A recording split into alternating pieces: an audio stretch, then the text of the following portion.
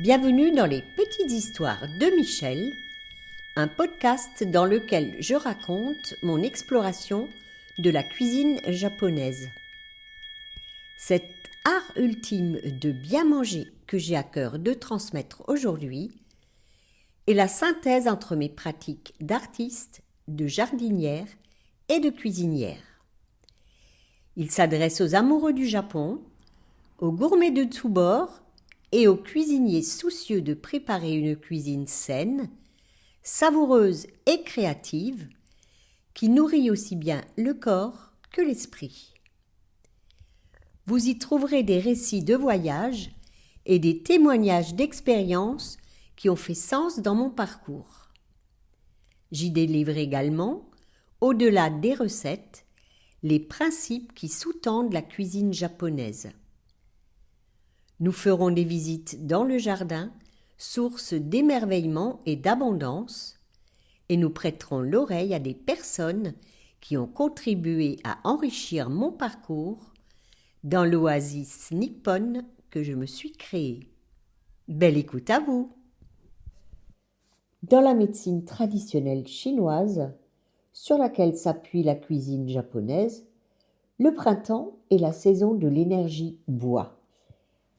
C'est l'élan du vivant qui remonte, de la sève qui pousse, de la graine qui germe et perce la terre pour aller vers la lumière. C'est une énergie de démarrage, d'impulsion, de projection. Cette énergie correspond au foie, à la couleur verte, au mouvement ascendant, à la croissance, à l'expansion. C'est la puissance incarnée, la force créatrice, cette impulsion profonde qui nous remet en mouvement après l'hiver.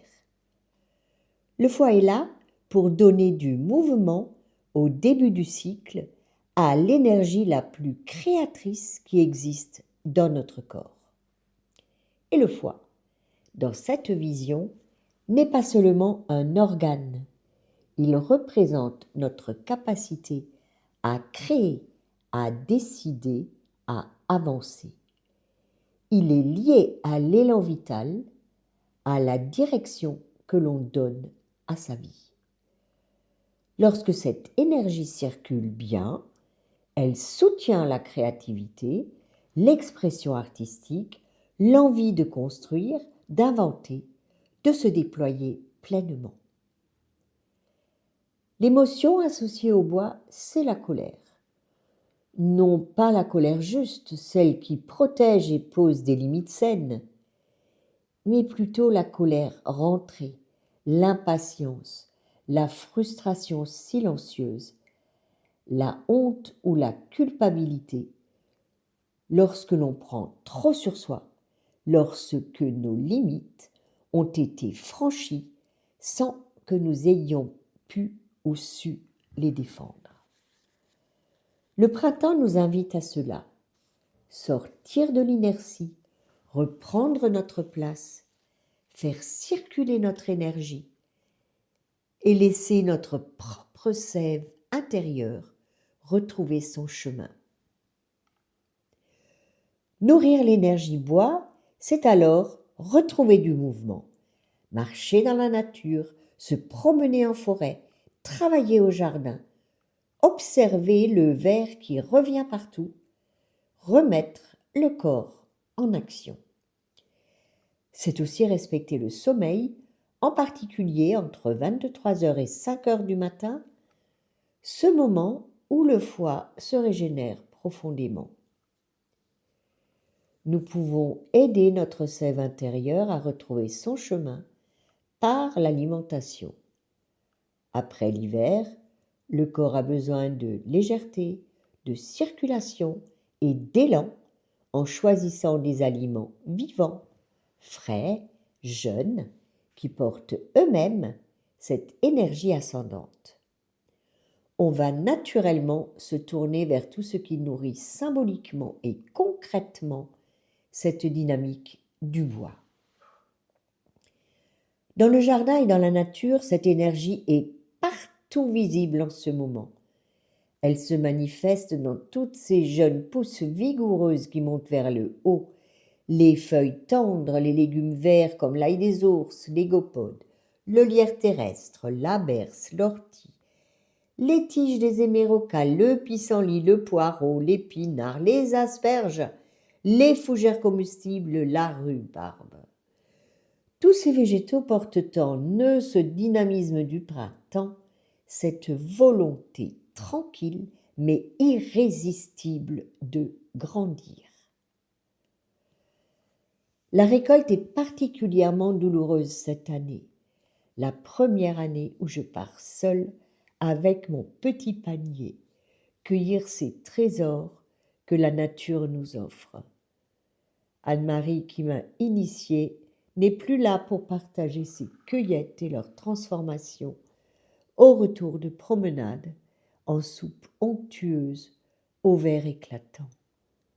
La soupe rossignol, comme les Japonais l'appellent poétiquement, de la couleur de l'oiseau dont elle rappelle le plumage, n'aura plus jamais le goût d'avant.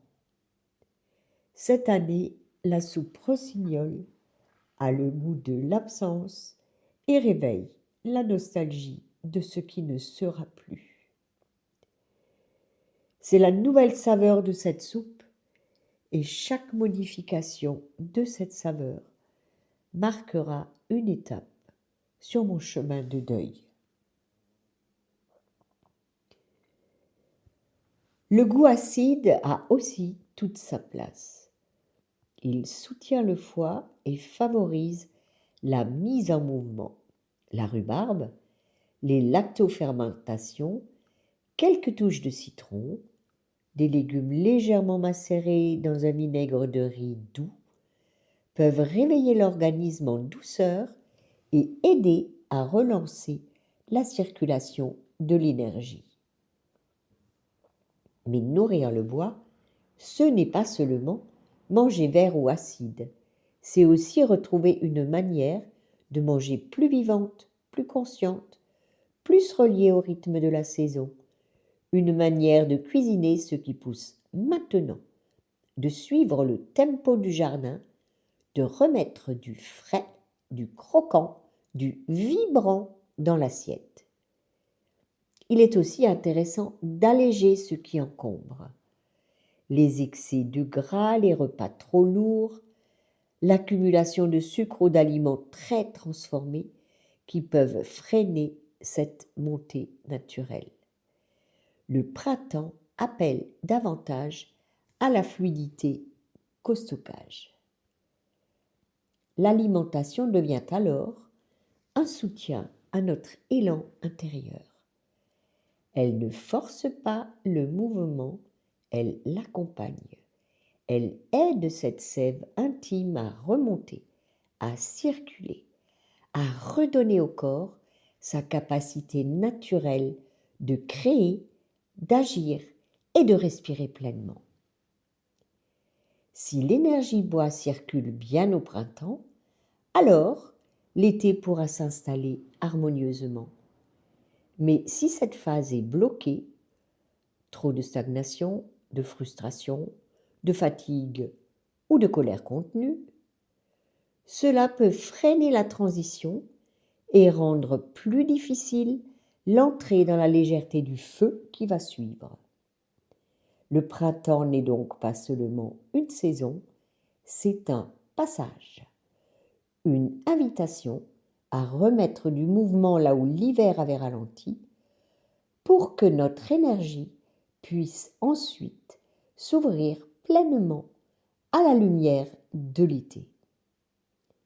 Et chez vous, comment circule-t-elle cette énergie bois actuellement ?